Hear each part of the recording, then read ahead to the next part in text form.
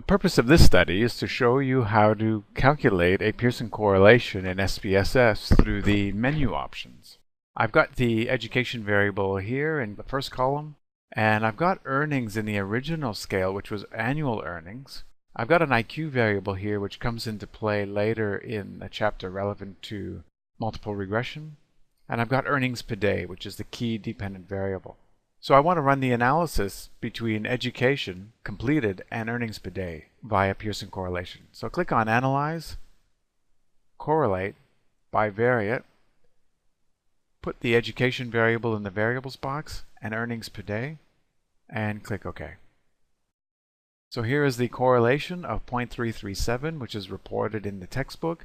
Here's the p-value of 0.033, and here's the sample size of 40.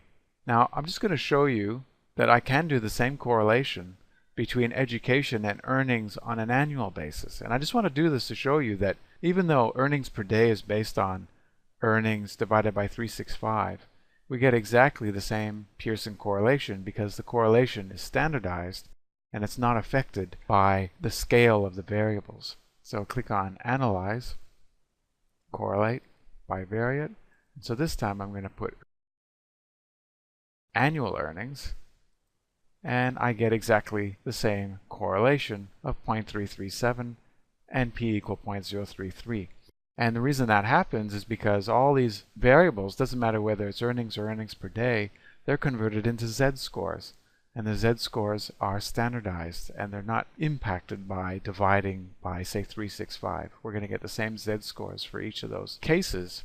So that is how to conduct a Pearson correlation in SPSS.